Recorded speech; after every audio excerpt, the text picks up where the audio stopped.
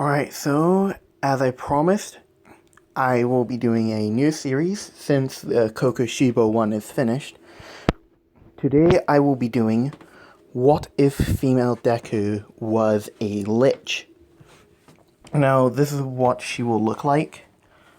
This picture is what she will look like. So since we covered that, let's go. Let's begin. So we'll start around in the feudal era of Japan. We'll start in the no, not the feudal era of Japan. We'll start we'll start in at around the medieval ages that was in England, in Japan, with a young girl named Izumi. Izumi. She doesn't have the last name because she is an orphan. Now, at a young age, she has always had a fascination with magic and mystical arts.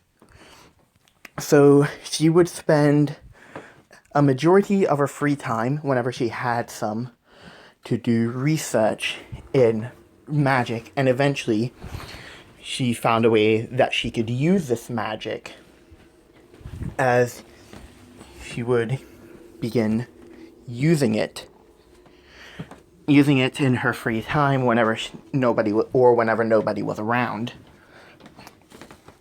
And around this time,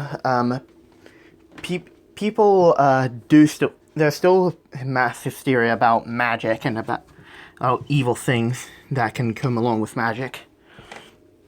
With Izumi continuing her research into her early 20s, when she found out how she could become immortal and live forever.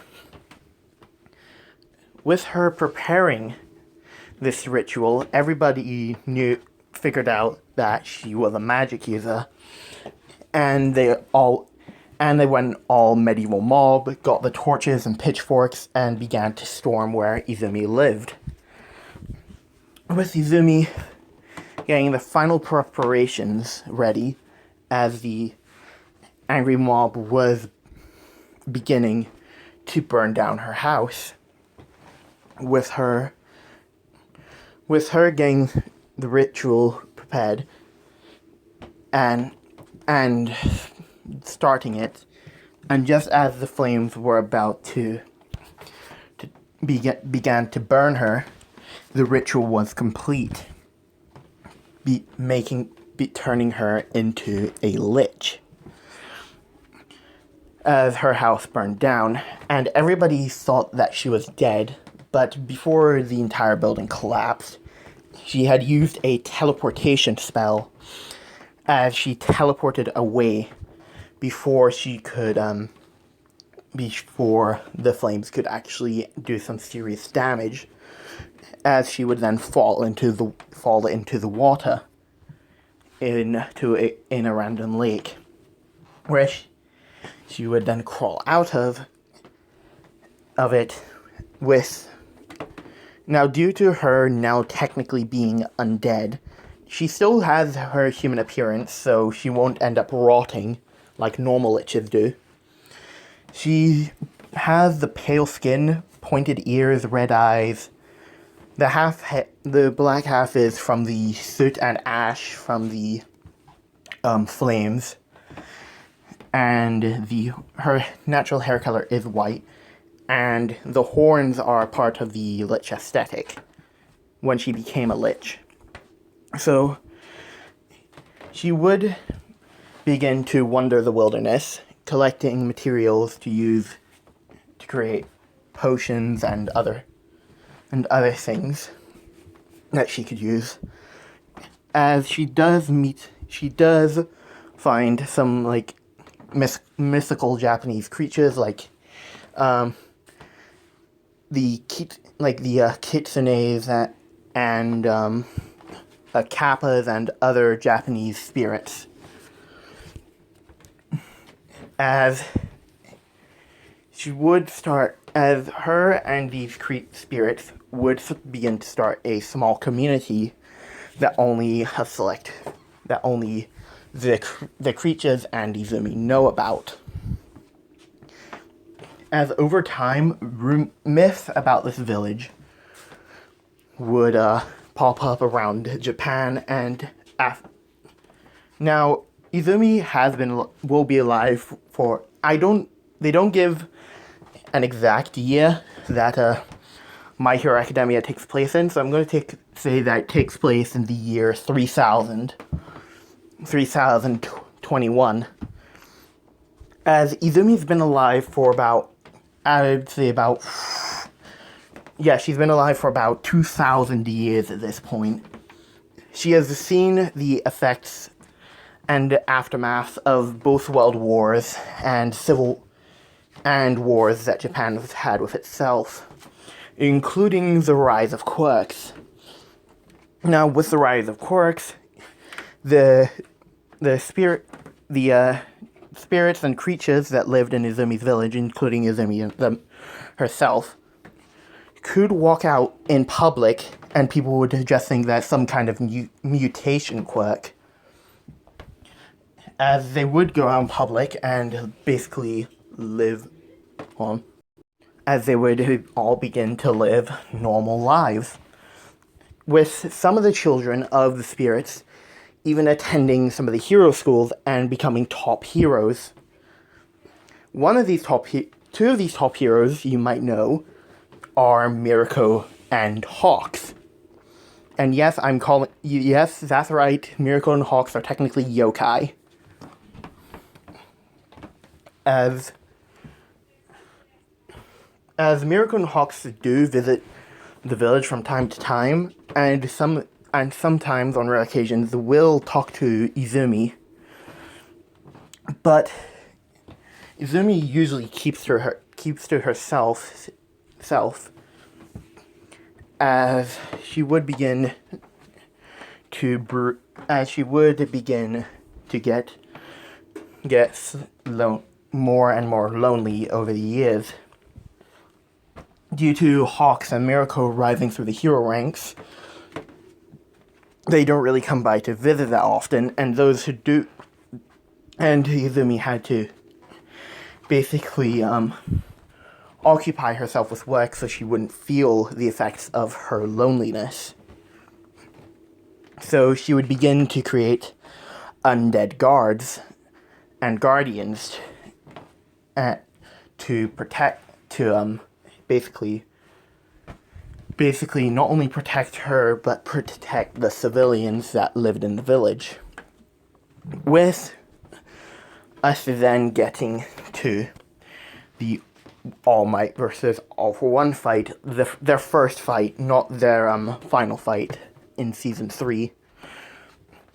With Izumi witnessing this as they were getting dangerously close to the village, with Izumi having enough of this ruckus that was going on, and her creating two massive skeletal shadowy hands as she grabs both All For One and All Might, and basically squeezes it to the point where they can't really move nor escape. As she would float up, as she still looks like this. She's wearing the same clothing as you see in the picture. As she would float up to them and ask them what the hell are they doing. With All Might and All For One baffled that this person who can hold them in a position to where neither of them can move, and for the first time in hundreds of years, All For One feels fear. As this is how I'll explain how All For One and All Might got their injuries. All Might tried to escape, but one of the thumbs on the thumb on the skeletal hand I was holding him ended up puncturing him puncturing his side, and All For One got his injury by he ended up getting out and tried to attack Izumi, with her grabbing the top half of All For One's face and using black fire, which basically burned All For One's face to basically nothing, as he just let him go and he just fell. With All Might being injured at this point to where he can't really do anything, as Izumi would tell him to never come here again, as she would basically just throw All Might into the distance as he landed into a building. And All For One was quickly warped out of there before Izumi could do anything. At this point, Izumi did note that if both of them did come back, it would be pretty dangerous. So she put up a barrier, which basically hid the village essentially hid them from non-yokais and people without magic. So only Izumi, the yokai that live in the village, Hawks and Mirako, can see the village. As that's where I'm going to leave it off. I do hope you guys... No, I'm not going to leave this off. As a couple of years would go by, as we see a young Bakugo basically venturing into the forest, doing his whole antics with his goons, as Izumi is currently out collecting ingredients right now, as Bakugo would see her and think that she was a villain, as Bakugo being the cocky guy that he is, since Izuku isn't there to keep him at the ego level that he has in canon. He thinks that he's all top shiz, as he would go to try to attack Izumi, with basically Bakugo being sent back due to Izumi having a barrier over her anytime she's not in the village. So, let me explain what her barrier does. Her barrier basically deflects any attacks that are directed towards her, be it quirk or magic or physical damage. But it can be broken through by somebody who has a strong, very powerful quirk, like All Might's. So if All Might threw a punch at her, the barrier would eventually break. So Bakugo was sent not flying back, but he was sent back as he fell to the ground. As Izumi would look over at him just in pity, just sheer pity, as she would then walk away after collecting the ingredients she needed, as she disappeared. And Bakugo would remember this woman, as he would go to tell his parents about this lady, as the police would be called and they would search the area, but they would find no trace of her. So this lady ended up becoming like a legend and a myth around the entirety of Japan, as people would begin calling her the white-skinned demon. No, not the white-skinned demon. The pale demon. As word of this would reach the village, as people of this rumor, as Hawks and Mirako would pop by to see how Izumi was doing, and they find her just doing the stuff she normally does, checking the barrier around the village, see if anything needs strengthened, brewing potions, and creating more undead guardians. As Hawks and Mirako would pop by to check on them, but little did they know that they were being followed by Endeavor, who was wondering what were they doing. As he would basically like begin sneaking around the village, as he saw Hawks and Mirko enter what appeared to be a palace, with Endeavor sneaking into the palace and seeing Izumi sitting on a throne while Hawks and Mirko begin to talk to her with undead guards basically surrounding two undead guards next to Izumi, with Endeavor thinking that this must be the Pale Demon, as he would then take his spear, make a flaming spear, and try and throw it at Izumi. With her seeing this coming, as she did detect Endeavor's presence because she can see, she can detect life forces, as the spear would come flying at her, as a shadowy ball like this would appear in her hand, as it would just absorb it as she would close her hand, as just smoke would come out of it. With Hawks and Mirko turning around to see that Endeavor was there, as both of them would think, "Oh, we've compromised this area, haven't we?" As Izumi would end up pinning Endeavor down with chains, like shadowy chains, to keep him in position.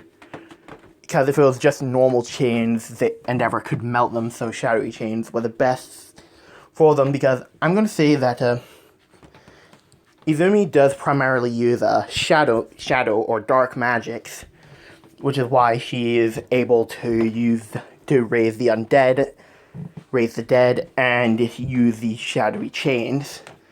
As in my world, dark magic can absorb all forms of magic except for light magic. So basically, anything that produces a large amount of light or a large amount of energy, it can't absorb. So things like Aoyama's naval laser won't be absorbed by it, as Endeavor would have his mind wiped and basically thrown out of the village, as Hawks and Mirko would basically take him back to the city area, as they would then say that they found Endeavor unconscious in the woods. And that is where I'm going to leave it off. I do hope you guys enjoyed this, and if you'd like to see another part of What If Female Deku Was a Lich, I will make more of this. So see you guys next time.